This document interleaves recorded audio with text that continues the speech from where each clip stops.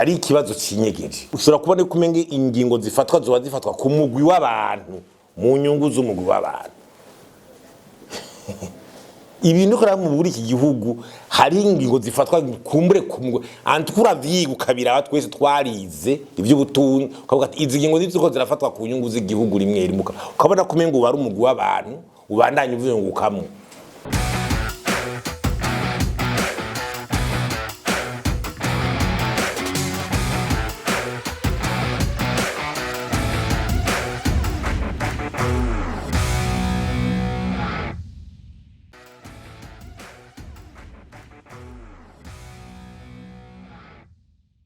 nkuko mubizi kuva itariki imwe y'ukwezi kwindwi Burundi buriko bugengwa n'itegeko rishasha rijanye n'amafaranga leta izokoresha mu 2025 ushira mu 2026 iyo tugize umwihwezero wa mbere turagira umwihwezo muri rusangi turavye ingene gifashe turaba n'ibihe turimwo kuko integura nk'aya mafaranga ibije kwita kuje gutora inyinshi ibibazo by'igihugu ubwa mbere rero turiko turagira umwihwezo banza kurata imbega iyo bwirizwa iyo nteguro ije ubutunzi bumeze gute ubwa mbere ho ikintu kibaza kigaruka ni ibi by'ibiciro nibaza yuko berbe mu kwezi kwa gatandatu yerekanye iby'ibiciro ngo biriko biragenda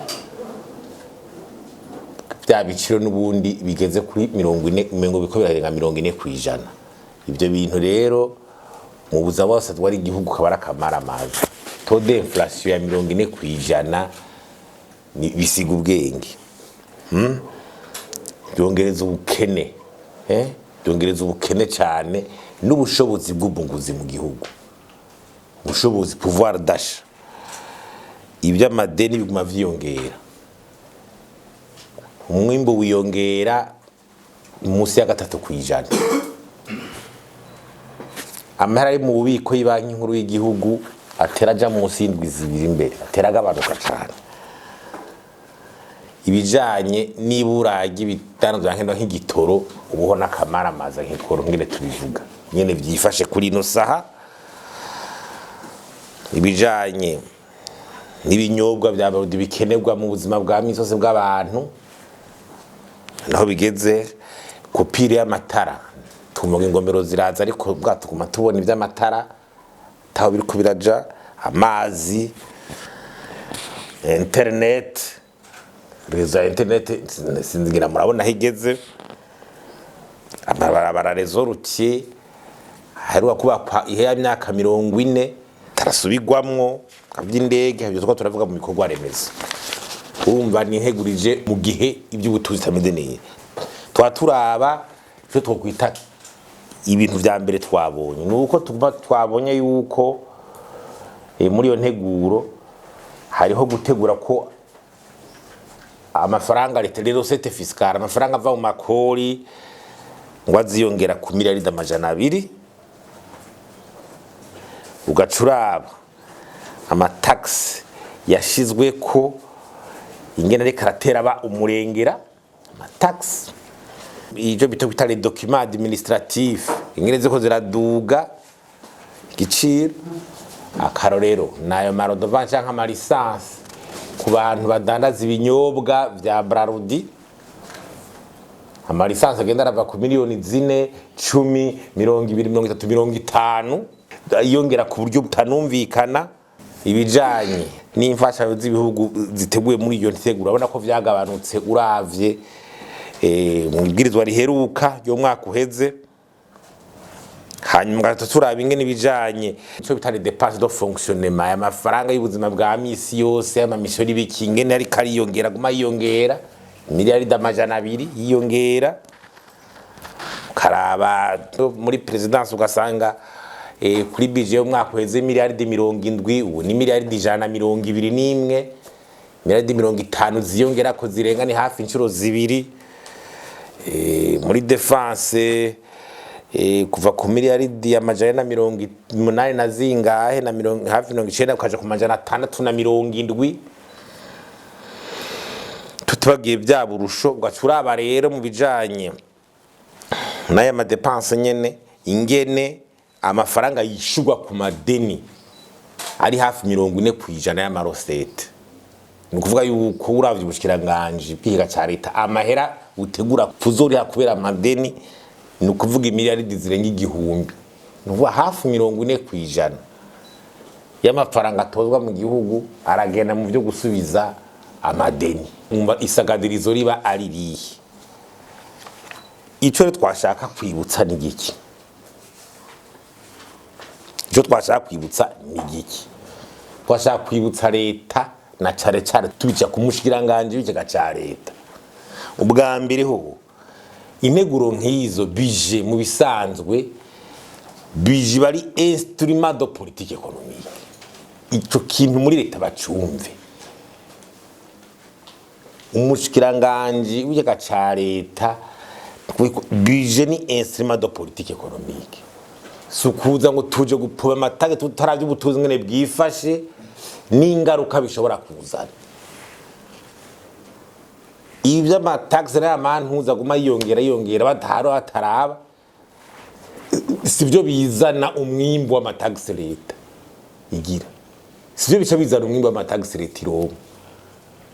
Ahubwo biza gusubiza inyuma n'ubutunzi bw'igihugu. Na hamwe aho rukura ya mataxe kwazohabura. Akaroniki uravye muri revision budgetaire heruka y'uyu mwaka mu kwezi kwa 11 basanze amahera y'amarosate yaragabanutse. Baba obligé guheba ibikorwa bimwe byatekeza gukorwa.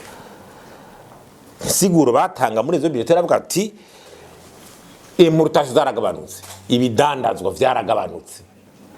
Ziva hanze ayo mafaranga agaciro ataboneka niki. Ati izo importation ziza zibazogureza ibidandazwa mu gihugu. Les boissons ibinyobwa byabashaka n'ibiki bitaboneka bitahari byatumye amataxe agabanuka. Ubu kwiyunguruza kw'ibintu igitoro cyo nyene kirabibloka. Ni ukuvuga yuko urudandazwa gatubike bitera bigabanuka. None ayo mataxe bazoyakura konzi hafi 60% y'amataxe yose ava bucacare muri aya mataxe y'abarosete retiro nka ava mu mataxe ava ku bidandazwa. None urudarazo ariko barahonyora rusubira inyuma babazokora bw'umimbo w'amakori gute uko ari kuzara bwa bukene cyaragaragaye muri revision budgetaire. None baguma babandanye ingaruka zigarura nizi nivyo rero vyuko umwimbo w'amarosete ya leta ucugabanuka amareka raja mu vyo kugwiza umwimbo acagabanuka amafaranga leta ikoresha itoza abuze baca baza gutora amahera muri za berbe mwita planshabiye. Ayo nayo mu vyigwa biheruka gukogwa birerekana yuko ico bita ajya amafaranga atembera mu gihugu masse monétaire ari kariyongera ku rugero rudasanzwe kandi vyongereza kugwiza ibiciro. Donc ryaduga y'ibiciro amataxe avyongereze, masse monétaire vyongereze, umwimbo gabanuka uvyongereze. Urumva ivyo bintu bituremera mu biciro. Amataxe akongereza ibiciro vy'ibidandazwa ya masse monétaire n'uvuga ya mafaranga agwira mu gihugu aza kongereza iduga y'ibiciro.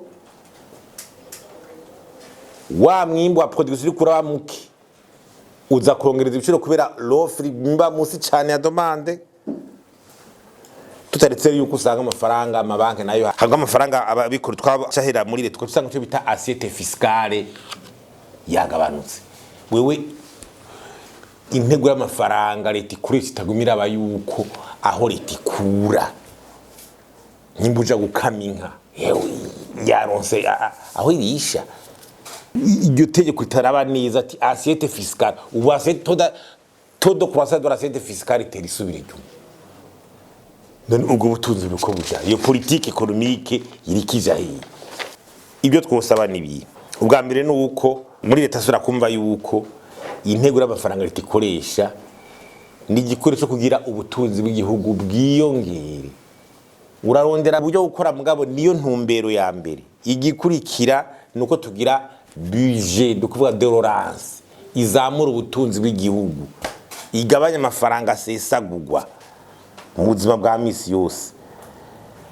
Ibi bintu by'amantuza by'amataxe ariko kisaki nk'ibi by'ama lisanse ya Bragudago dusaba kwibyo bo banza bakanabangira. Inzoga ziriko zirabura. Zirabuze. hari zitadandazwa. Iyo lisansi igira duga mu mwaka igira gute, bashaka abantu bakore gute. Iyo lisansi miliyoni 30, 20, 50 inzoga ntizabonetse, uzuriha amataxe yandi intuze umwaka uheze. Iyo ni lisansi d'exploitation, hari n'amataxe tegeza kubana abantu bategeza kubandanya bari kugabanya aya madepense y'ibintu ngo amamisyon kugura imiduga mishasha. Nje gitombere hakwe kujaho commission spéciale iraba ala loupe gutya ayo madepense ari mu ministeri, baraba yashobora kuba priorité canke bayakuremo, kuko iyo amafaranga ari karakubana umurengero ukaburubanza kujwa kuri dépense, amafaranga agiye gukora iki? No kugaragaza rero ku buryo basova l'assiette fiscale. L'assiette fiscale no kuvuga aho leta ikura ayo matax mwimbo. Iyo assiette fiscale izoduga gute igitoro kimeze gutya?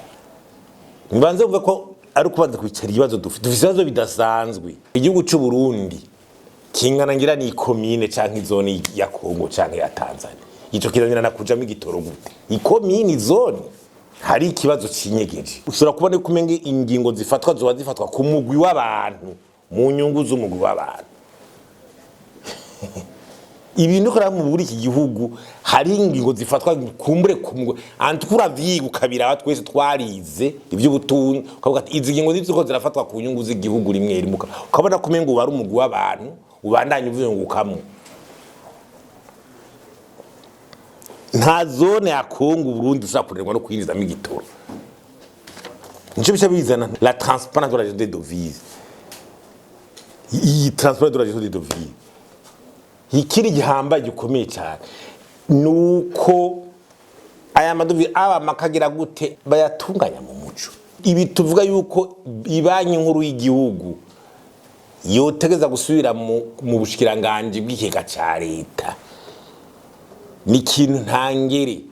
Ibanki nkuru y'igihugu ikaba ikintu kitavogerwa gikorera ku mategeko y'igihugu, reglementation izwi, ata numwe ayivogera, ata mutegetsi wo hejuru numwe ayivogera. Niko imeze n'ahandi. Ubu umushikiranganje bw'ikega ca leta, uba umushikiranganje wa mbere, uba kwe umukuru w'igihugu, nta numwe burya barekure kuvogera ibanki nkuru y'igihugu. Kwisi yose niko imeze, kiretse ibyo mu Burundi byitwa ko turisangiza. Faut pas que ibanki nkuru y'igihugu ikoreshwa muri politique. Abantu bashobora kuronka ibyo bayishaka ko bakoresheje kumbure uburemere bafise mu mabanga muki, ugasanga amateko atari karakurikizwa. Kufana kera ibyo turabitwara bikoze muri banki twarabibona, ama reglementation naye ma importation ari prioritaire, raporo ni yi. Ibyo nibyo bikurikizwa bamaze kubiraba, nta wundi ashaka kuvogera. Je narosakanya kuganira n'umukuru w'ibanki nkuru y'igihugu yayirongoye mu myaka ya kera. Turiko turaganira ingene ama politique ya banque centrale akora niki mu bihugu n'ahandi, n'ingene na experience aba yarabonye. Arambwira ati jewe aho nari gouverneur wa BRB,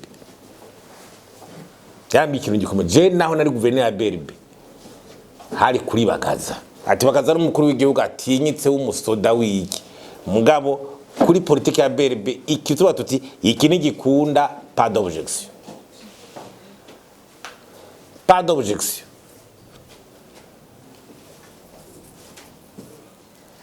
Fanya muri igihugu ikindi kintu mu buzima bw'igihugu cyari cyo cyose.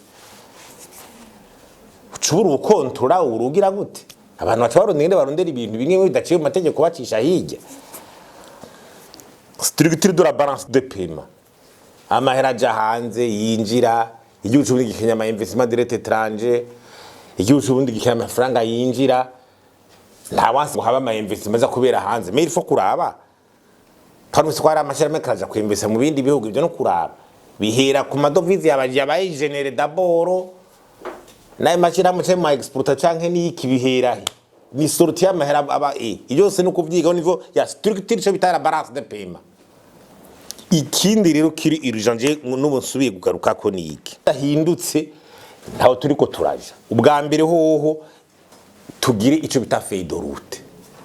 Feuille de route n'abantu batera inzira dutegeza gucamo. Kuko uko imeze uno munsi leta hari ngene ingingo ziko turafatwa gushika no musabona ko ari esheke.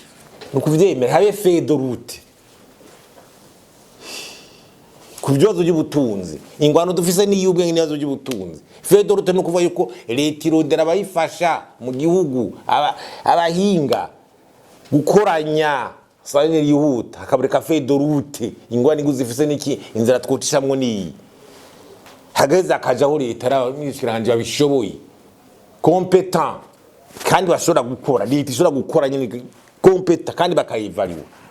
Ikindi gihanze cyo gukosora ningene ingingo zifatwa prise de decision bigumye uko biri ingene ingingo zifatwa muri iki gihugu bizoguma bitugora il faut des décisions équilibrées no kuvuga des abantu madiskitako bagira gute byo ntangaza nk'idezo ya lisansi ya débit de bourse ko abantu bayi nk'abantu bo ma ministère ama cadre ministère du commerce canke n'abandi abantu bose bahinga baba barakoranye bakabona ko izo nyingo zo ufatwa byoca byoheza bikantangaza tugire twibutse abarongozi muri iki gihugu nyimbo twara entreprise nyimbo umushikiranganje aho uri so kuvuga ko busumvye ubwenga aho hantu hose muri ivyo bintu so gusumvye ubwenga abantu so n'est pas une sommité de science ahubwo baguha leadership yo kurondera ingene inyisho ziboneka zivuye n'ahandi ugakordona ubwo munagenda kwibwa nabonye nakagira gutaka fata inginga hagira gute usanga abantu bisho ntore kubara rumwe baterera igihugu nayo by'integuro z'amafaranga leta ikoresha tumanze gutegura zimanze kurikirana hariko hahinduka iki mu buzima bw'igihugu integuro yo mu myaka 2-3 yahinduye iki yarayiheze hinduye iki iyo twari muri 2024-2026 ihinduye ndi kwazo kubaho vyongera bitwugariza none iyi nayije iraje guhindura nyimbi ziridukizi iraba tume uyegereza ari uteruja